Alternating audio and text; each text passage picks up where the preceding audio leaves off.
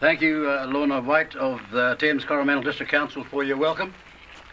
And thanks especially to Ngāti Maru and your many whanaunga who have had a history with Ngāti Wai. The people of the sea, not the people all at sea. You know, in September 2020, we attended an event here to celebrate the approval of funding for this project. Now, I'm looking around at the media and I'm wondering, is anybody from TV1 here? TV3? The Herald? Any other metropolitan papers here? No. Because today we're here to celebrate a good news story. It's a privilege to be here today at the opening of the Kōpū Marine Servicing and Business Precinct to see what that funding has delivered. We'd like to acknowledge some key people in attendance today. Len Salt, Mayor of the Thames-Coromandel District. Tony Adams, Mayor of the Hauraki District. Sandra Gowdy, former Mayor and Member of Parliament for Coromandel. Wati Ngāmene, Chairperson of Ngāti Maru. And Nikki Fisher, Chief Executive Officer of the Hauraki Māori Trust Board.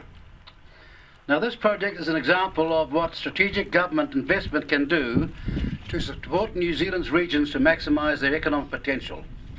We had a conversation in 2017 coming into then government, and Shane recalls it with great clarity. Now, we were going to go out and find our richness and our resources in the provinces, in the marine areas, and do something about their development. We've got a great story to tell, but not enough people in the media seem to understand where their bread is buttered in the future, or what agricultural exports might look like.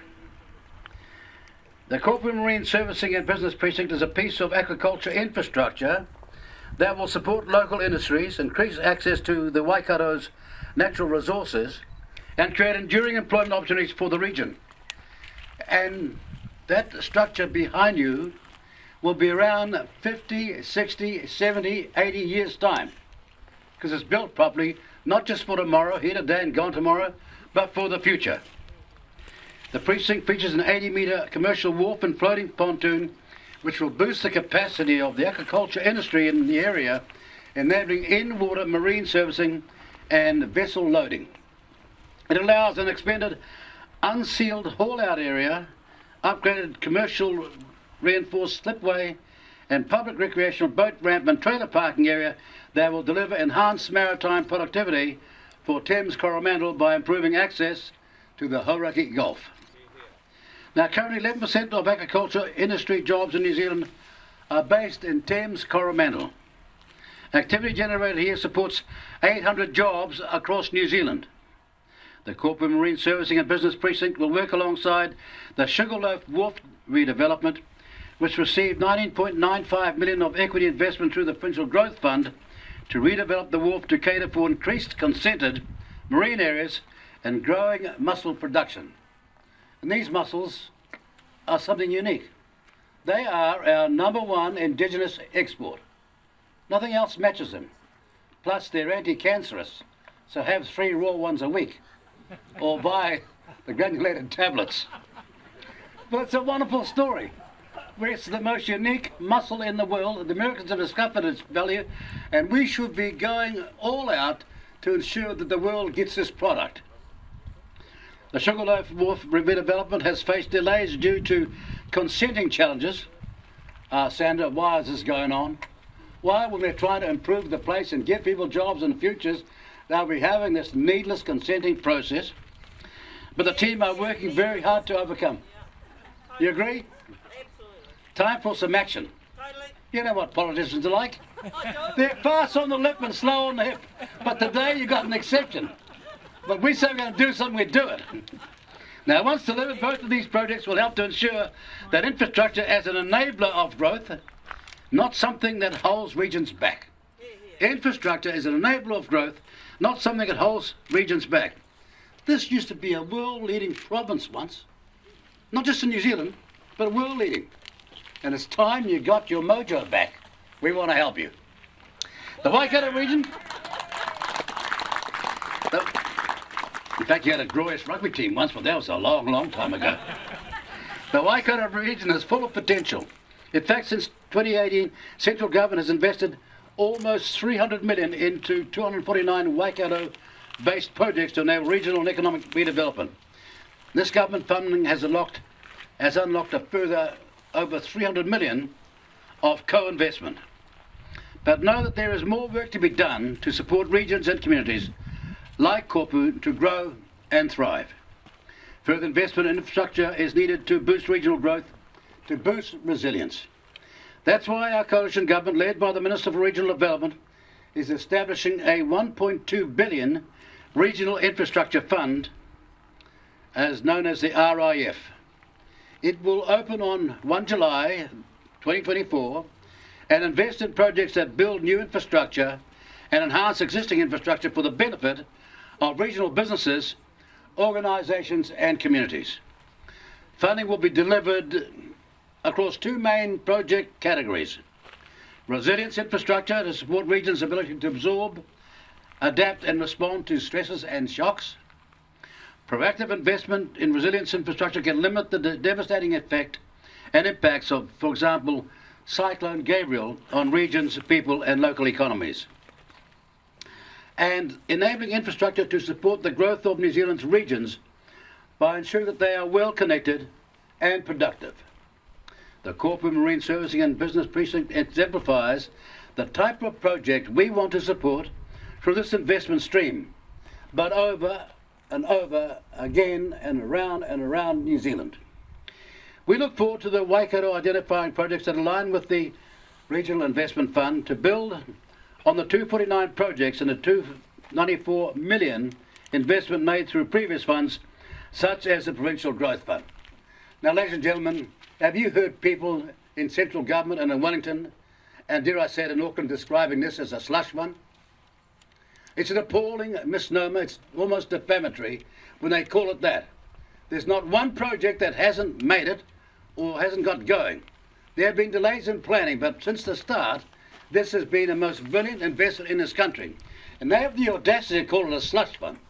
Well, ladies and gentlemen, this is your money, and we're making sure you're getting it back for your province, your interests, your families, and your future. Next time they say that, please get your pen out, your email, get on the phone, and do something about it. We want you to stand up for it as well. It ain't a slush fund. It's a case of knowing, as we found during COVID-19, that when this country's in trouble, it's the provinces that save us, not the big cities. Now make a stand for it, please. That's my only plea today. You know, we don't want you to be fast on the lip and slow on the hip when it comes to backing what's good for you. We are not ashamed to call ourselves simple country boys, or to own up to the fact we milk cows in the morning and night. Never had a flash cow shed, and then we didn't have homework because we had no time to do it. But we got by because New Zealand was great back then, and we could be great again. When we were number 2 or 3 in the world, we got there with a provincial community that could outmatch a landowner and 4 adults in the UK. And that country we talked about back then is still here today. And that's why we're here at Kōpū to celebrate the opening of a marvellous utility and facility. And we're so proud to be here to celebrate this opening and its precincts. And to all of you involved, our heartfelt congratulations. Now, we'd love to come back to the next ones you have in the Coromandel as well. Not just this one, over and over again. And make the Coromandel what it once was, a leading province in New Zealand. Thank you very, very much.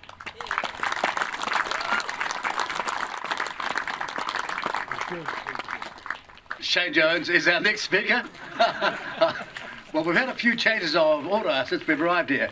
So the next speaker is the Minister of Regional Development, the Honourable Shane Jones.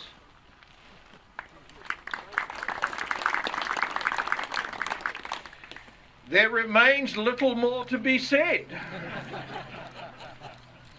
The PGF made the original allocation, and I want to acknowledge the local government leaders and the business leaders at that period of time, 2018.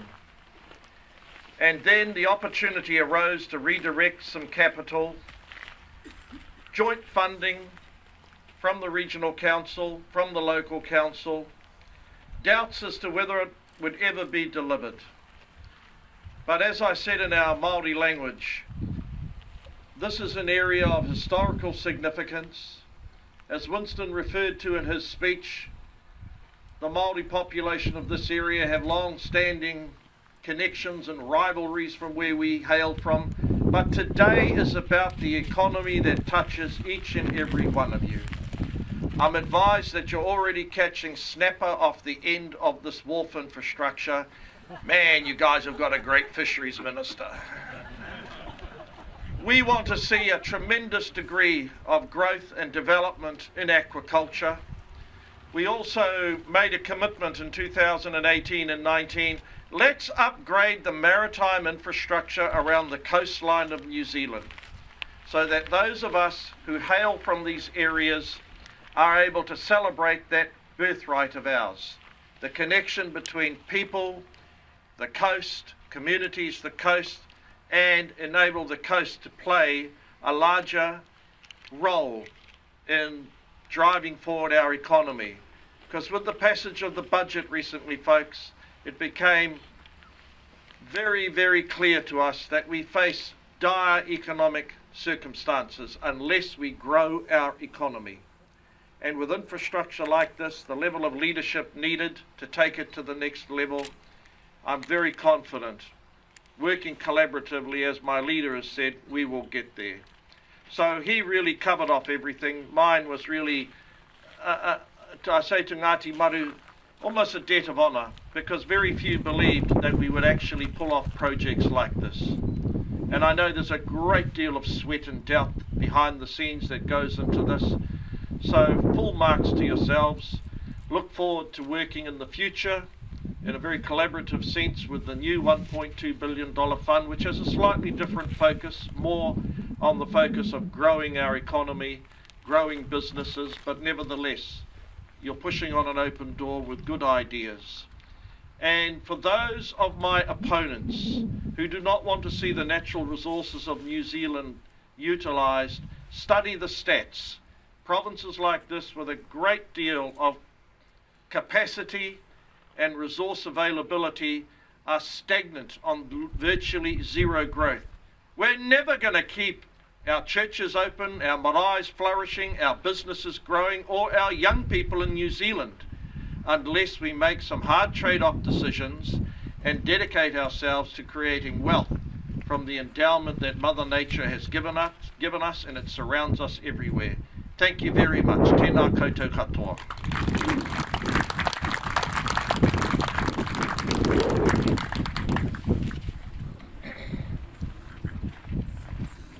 I'd like to invite Pamela Storey, Regional Council Chair, to say some words.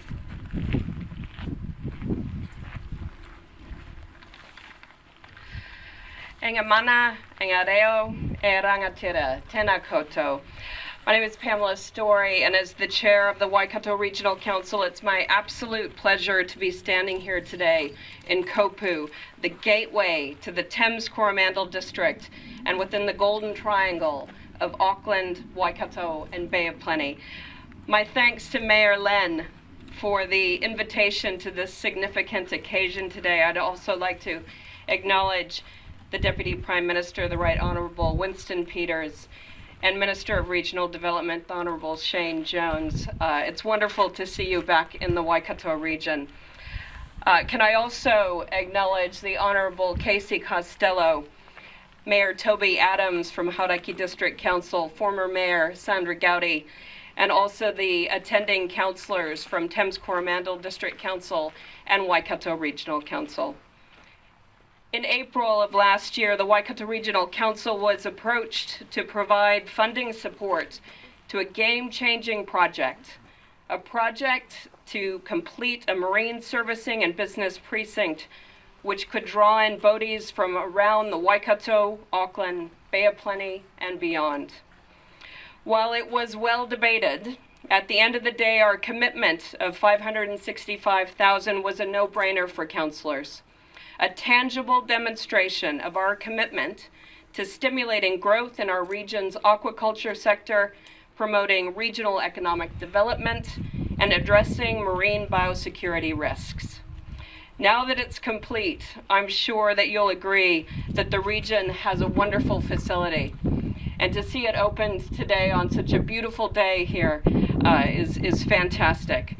The new infrastructure will contribute towards a more productive and inclusive community, enabling Kōpū to grow to meet future demands, along with aligning with local iwi aspirations for their economic and social drivers. It will also provide necessary resilience to the marine industry and improve the region's ability to service increasing aquaculture and recreational demand. In the Waikato, we have a pretty big and bold goal to double the region's aquaculture exports over the next 20 years to 180 billion. It's a vision set out in our new aquaculture strategy, developed with industry, iwi, and local and central governments. Together, we are poised to elevate the Waikato's standing from being a significant player in New Zealand's aquaculture industry to one that is truly world-class. The strategy is our blueprint with a focus on producing high-value seafood while also being mindful of the region's environment and our communities.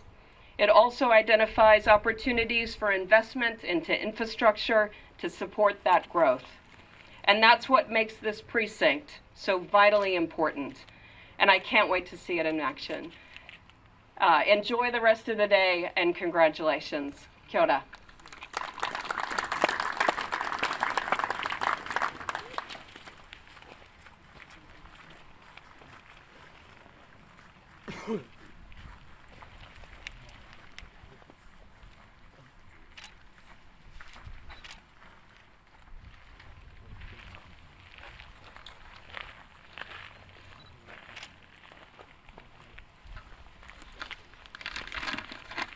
What a beautiful day.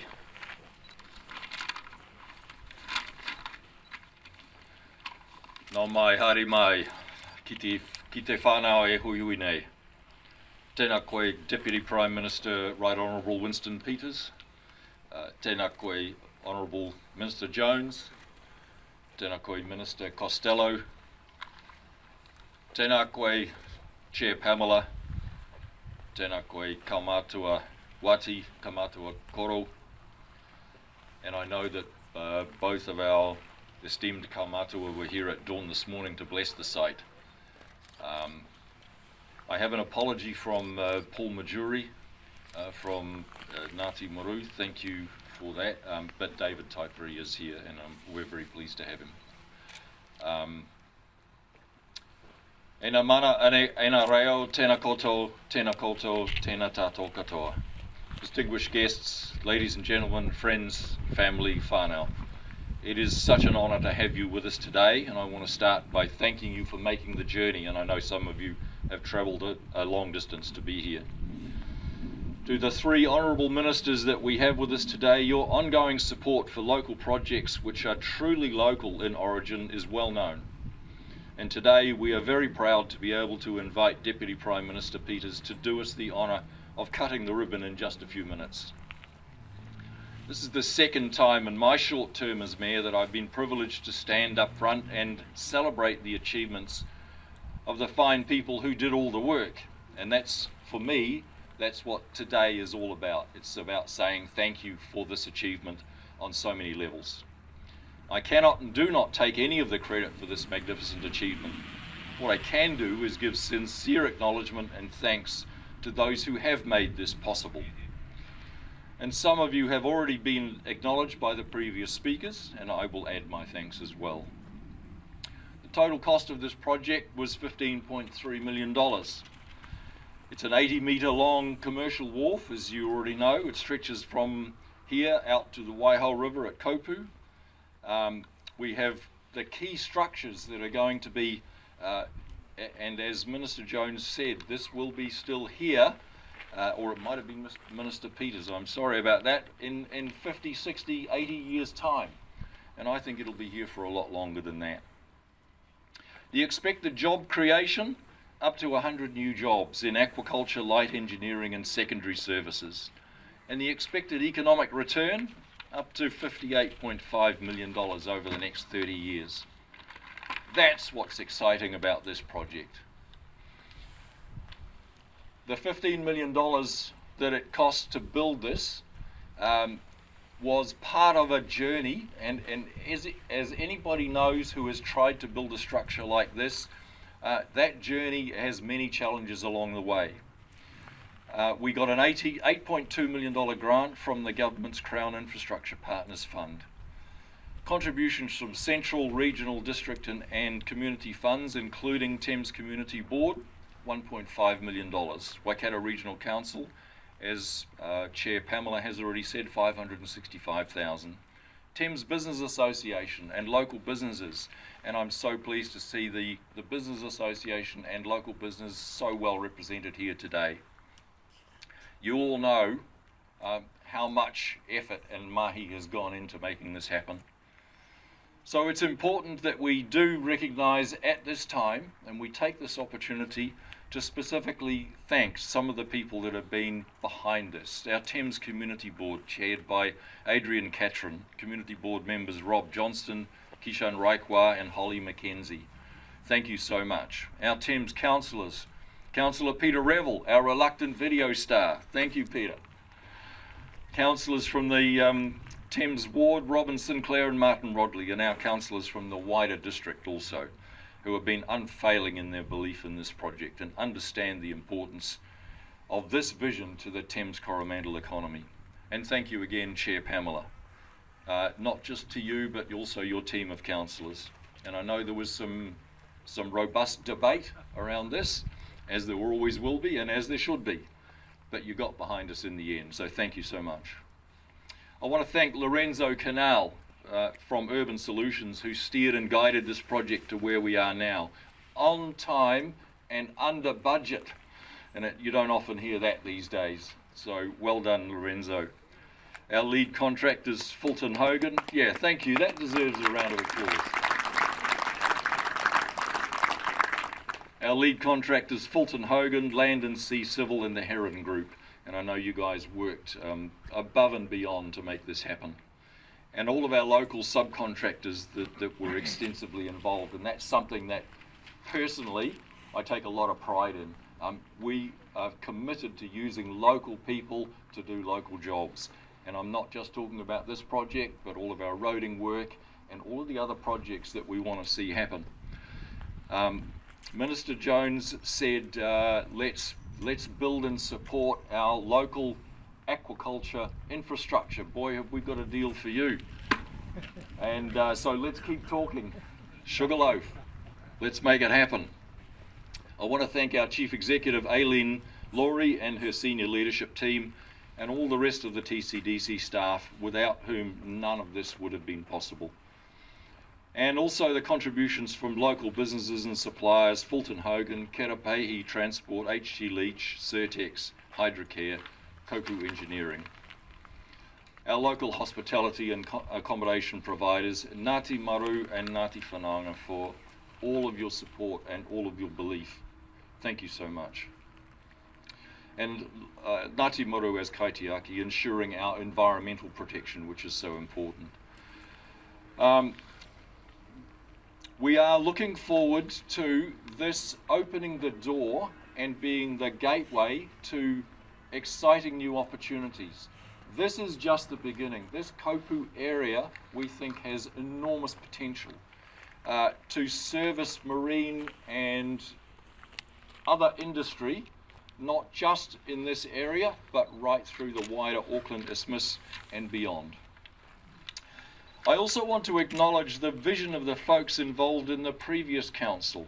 Mayor Sandra Gowdy, thank you so much for getting this underway to begin with. And the councillors that were on board with you at the time. Councillor Sally Christie, Murray McLean, I think I saw Murray here earlier on, Tony Fox, and all of the other councillors, and some of whom are still on council, who had the belief and made this happen. The last thing I want to do is just send a plea to the government the current government that we have, you have opened the door to good things happening, but we all know that some of these projects take a long time. This project, and I think both Minister Jones and Minister Peters were involved right at the beginning 7 years ago when this project started. Now, in that time, we've had change of government. We've had change of council. So my plea is, when we see a project that's worth doing, let's work together. Let's put aside the politics and make sure that we are focused on our visions for our community. Let's keep the big picture in mind and make sure that our focus, our vision is the end game and the best outcomes that we can possibly do for our communities.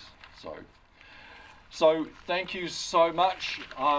I'm going to leave it there, and just again, once again, and I think this deserves a round of applause to everybody who's been involved. Thank you, ministers. Thank you, former mayor and councillors. So much good stuff coming out of today. Much appreciated.